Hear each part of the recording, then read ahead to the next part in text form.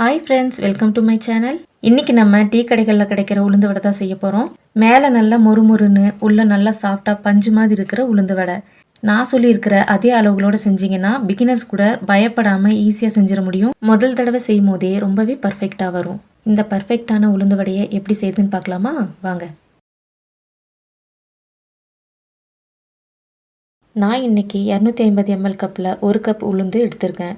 நீங்கள் 2 கப் உளுந்து எடுக்கிறீங்கன்னா இதில் சேர்த்துருக்க எல்லா பொருளையுமே நீங்கள் டபுளாக எடுத்துக்கணும். 2-3 தடவை நல்லா கழுவிட்டு உளுந்து ஊற வைக்கும் போது ஃப்ரிட்ஜில் ஊற வைங்க. அப்போ தான் நம்ம மாவை அரைக்கும் போது மாவு நல்லா பொங்கி மேலே வரும். வடை நம்ம கையில் எடுத்து போடுறதுக்குமே ரொம்ப ஈஸியாக இருக்கும். இந்த மாதிரி சின்ன சின்ன டிப்ஸ் எல்லாம் ஃபாலோ பண்ணிக்கோங்க. உளுந்தில் இருக்கிற தண்ணியெல்லாம் முழுமையாக வடிகட்டிட்டு ஒரு மிக்சி ஜார் இல்லைனா கிரைண்டரில் சேர்த்திக்கோங்க.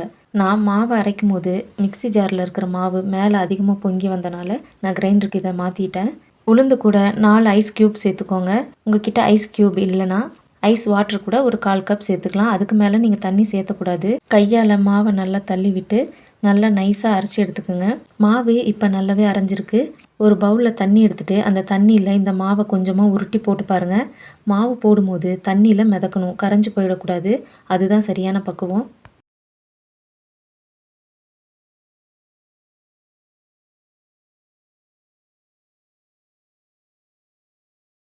மாவு இந்த மாதிரி மிதக்கணும். இதுதான் கரெக்டான பக்குவம். இப்போது நம்ம இந்த மாவை ஒரு பவுலுக்கு ட்ரான்ஸ்ஃபர் பண்ணிடலாம். உளுந்து வடைக்கு தேவையான எல்லா பொருளையும் நம்ம இப்போ சேர்த்துடலாம். 1 டீஸ்பூன் மிளகு சேர்த்துக்கோங்க. உங்களுக்கு முழுசாக வேண்டானா இடித்து கூட சேர்த்துக்கலாம். 3 பச்சை மிளகாய் பொடியாக கட் பண்ணி சேர்த்துக்கோங்க. உங்களுக்கு காரம் எவ்வளோ வேணுமோ அதுக்கு தகுந்த மாதிரி சேர்த்துக்கோங்க. 2 கொத்து கருவேப்பிலை பொடியாக கட் பண்ணி சேர்த்துக்குங்க. பொடியாக கட் பண்ண கொத்தமல்லி இலையை 1/4 கப் சேர்த்துக்கோங்க. இது கூடவே 1/4 கப் அரிசி மாவு சேர்த்துக்கோங்க. அரிசி மாவு நம்ம கண்டிப்பாக சேர்த்துக்கணும். அப்போ தான் வடை மொறுமொறுப்பாக வரும். இப்போ நம்ம சேர்த்திருக்க எல்லா பொருளையும் நல்லா மிக்ஸ் ஆகிற மாதிரி பிசைஞ்சு விடுங்க.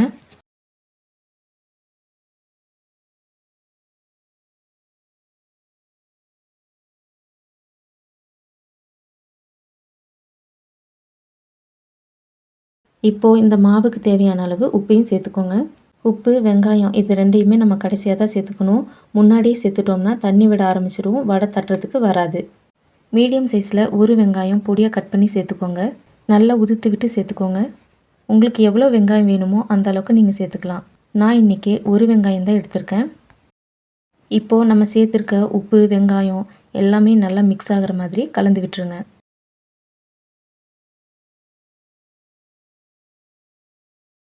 மாவு இப்போ நமக்கு ரெடியாக இருக்குது. இந்த மாவை மூடி போட்டு 1/2 மணி நேரம் ஃப்ரிட்ஜில் வச்சுட்டு கூட அப்புறமா நீங்கள் செஞ்சுக்கலாம். இல்லை உடனே செய்யணுன்னாலும் நீங்கள் செஞ்சுக்கலாம். 1/2 மணி நேரம் வச்சு நீங்கள் செய்யும் போது வடை இன்னுமே நல்லா வரும். கையில் கொஞ்சமாக தண்ணியை நனைச்சிட்டு மாவை எடுத்து போட்டு பாருங்கள். உங்களுக்கு மாவு ரொம்ப தண்ணியாக இருக்கிற மாதிரி தோணுச்சுன்னா 1/4 கப் அரிசி மாவு சேர்த்து கூட நம்ம பிசைஞ்சிக்கலாம். இந்த மாதிரி மாவை கொஞ்சமாக எடுத்துட்டு போட்டு பாருங்கள். கையில் ஒட்டாமல் விழுகணும். அதுதான் கரெக்டான பக்குவம்.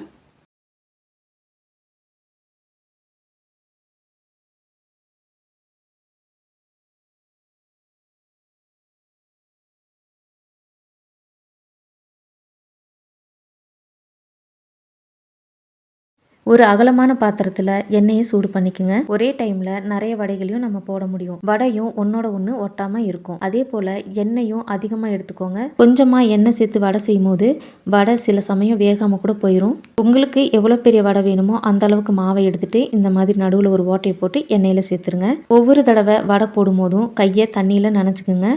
அப்போ கையில் மாவு ஒட்டாமல் விழுகும்.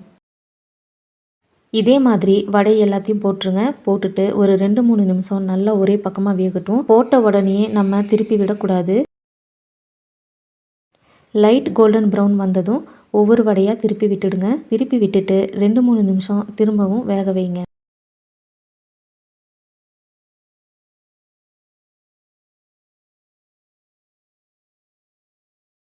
3 நிமிஷம் ஆனதுக்கப்புறமா மறுபடியும் எல்லா வடையையும் திருப்பி விட்டுடுங்க.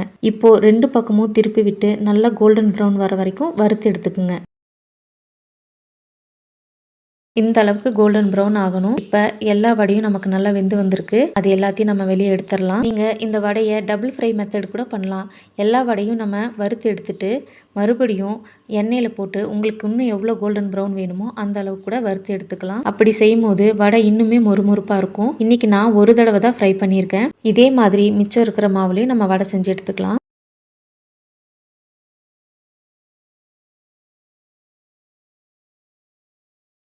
கொஞ்சம் கூட எண்ணெய் குடிக்காம மொறுமொறுன்னு சூப்பரான உளுந்து வடை தயாராகிருச்சு. நான் சேர்த்துருக்கிற அதே அளவுகளோட நீங்களும் செஞ்சு பாருங்கள். உங்களுக்கும் பர்ஃபெக்டாக வரும். பயம் இல்லாமல் நீங்களும் செய்யலாம். உளுந்து ஊற வைக்கும் போது மறக்காமல் ஃப்ரிட்ஜில் ஊற வைங்க. நம்ம நார்மலாக உளுந்து ஊற வைக்கும் போது நம்ம மாவு அரைச்சதுக்கப்புறமா ரொம்ப நேரம் பீட் பண்ணணும். அப்போ தான் மாவு மேலே பொங்கி வரும். வடையும் நல்லாயிருக்கும்.